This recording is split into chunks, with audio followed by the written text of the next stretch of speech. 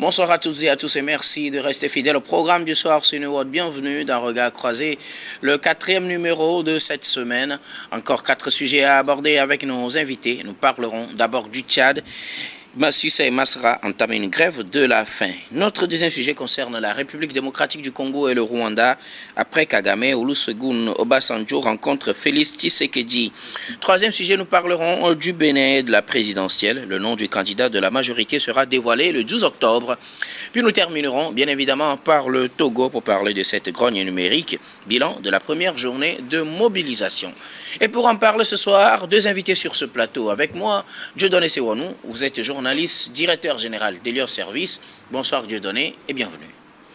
Bonsoir Guillaume, merci pour l'invitation. Merci beaucoup à vous Dieudonné d'avoir répondu à notre invitation. Notre deuxième invité ce soir, Samir Ourosama. Vous êtes juriste et président de l'ICJVE, l'initiative citoyenne des jeunes, la voix des enfants. Bonsoir Samir et bienvenue. Bonsoir Guillaume, bonsoir à tous ceux qui nous suivent sur toute l'étendue du territoire national, plus précisément dans la commune Agonive 1, c'est dans le Grand Lomé. Et comme j'ai pris l'habitude de le dire depuis un très bon moment, toujours grâce à New World TV. Merci beaucoup à vous Samir d'avoir répondu à notre invitation. Samir, on retrouve après un petit moment d'absence. Ça fait toujours plaisir de revenir sur le plateau de New World TV. De vous avoir également. Il est incarcéré depuis le 16 mai dernier à la coordination de la police judiciaire. L'opposant tchadien Succès Masra a annoncé entamer une grève de la faim. Il a annoncé cela depuis ce mardi sur les réseaux sociaux. Il est emprisonné depuis 40 jours. Il fait 40 jours donc de prison et indique faire une grève de la faim pour lutter contre les injustices et son arrestation.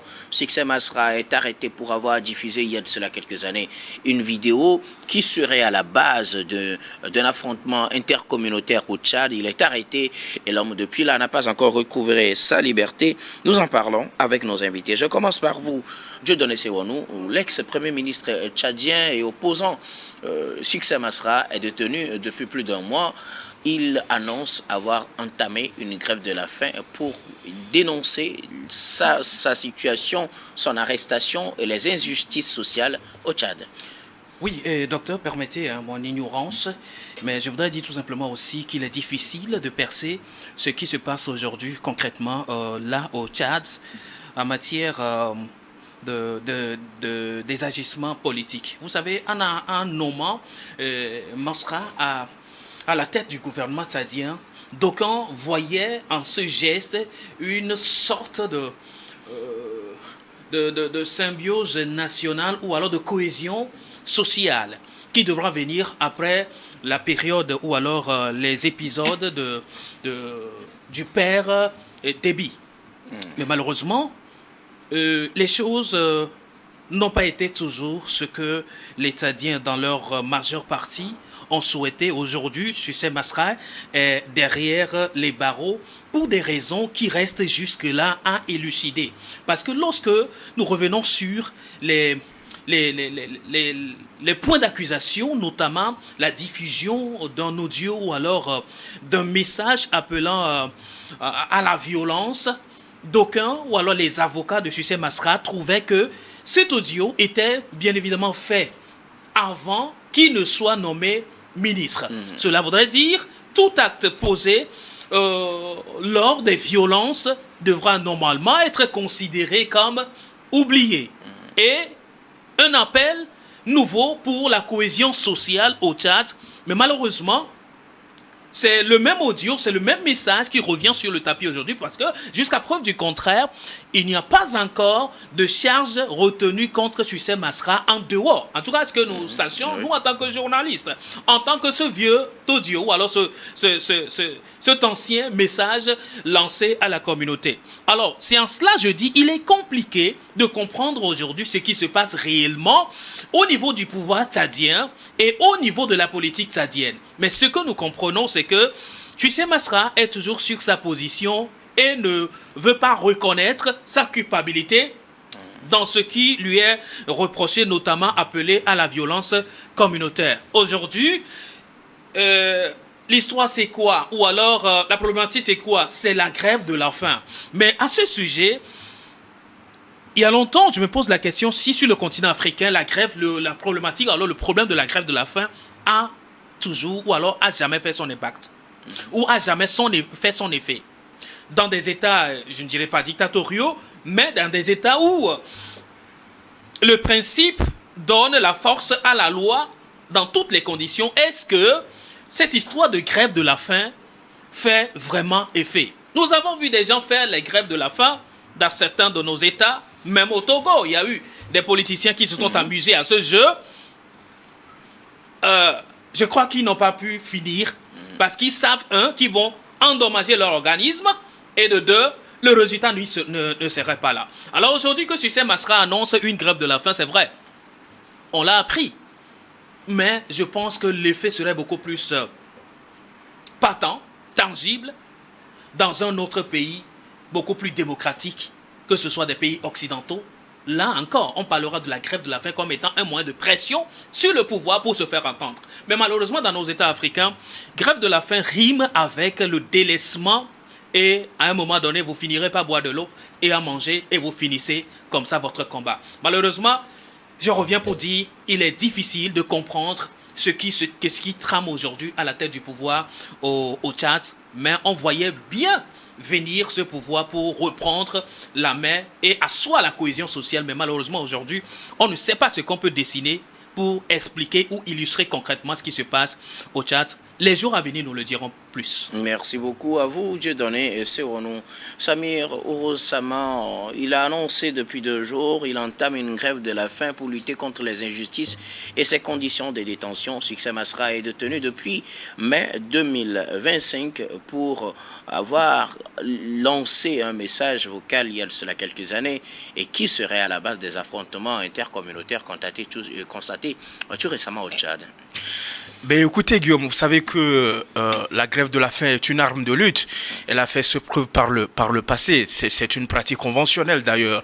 Et quand vous prenez un peu l'histoire d'un certain nombre de pays, vous vous rendrez compte qu'en fait, la grève de la faim, c'est vraiment une forme de protestation non violente d'ailleurs. Je pense qu'il faudrait préciser ce caractère de non violente qui a longtemps été utilisé par un certain nombre de prisonniers politiques, de militants ou des personnes qui défendent une cause noble. Nous avons vu dans l'histoire donc de l'Inde avec Mahatma Gandhi. Nous avons vu également dans certaines zones donc du monde certains acteurs politiques utilisaient cette arme-là pour obtenir un certain nombre d'avancées, notamment le droit de vote pour les femmes véritablement.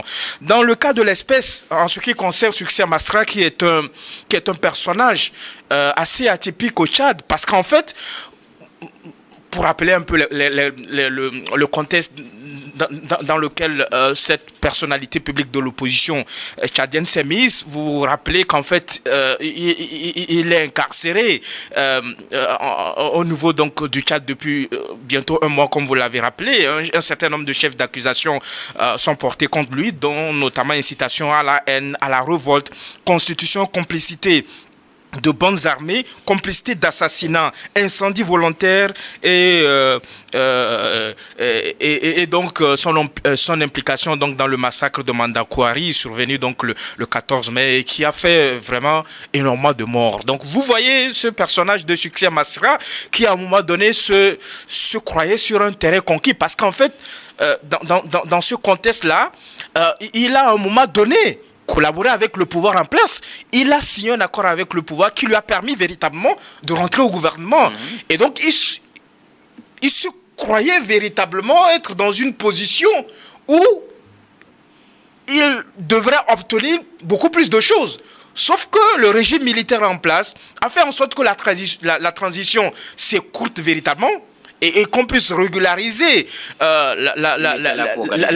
légalité. C'est sous lui qu'on a organisé les élections de fin de Bien évidemment, c'est ce que je vous dis. Il a été utilisé. Il a été utilisé pour légitimer ceux qui sont arrivés au pouvoir à la suite donc du décès tragique donc du père Déby. Donc il a été utilisé pour légitimer ce pouvoir et donc à un moment donné, il devenait gênant. il devenait gênant, donc il fallait trouver un élément. Parce qu'en fait, jusqu'alors, il est présumé innocent, il est présumé coupable véritablement. Donc il est dans une situation de détention préventive. D'ailleurs, même ses avocats ont introduit une demande de libération conditionnelle ou provisoire qui a été rejetée, je pense, le 19 juin dernier. Et dans cette logique-là même, ces avocats ont annoncé qu'ils allaient saisir donc le Haut Commissariat aux droits de l'homme donc des Nations Unies, mais également la sous-commission chargée donc des droits de l'homme de l'Union européenne pour dénoncer les conditions donc de détention donc de leurs clients et puis de l'injustice à laquelle donc il fait face véritablement. Donc vous voyez ce personnage qui se retrouve véritablement aujourd'hui dans une difficulté politique d'ailleurs, parce que la pression de ces militants au niveau donc de son parti, les transformateurs, n'ont pas permis de mettre une pression sur le régime en place.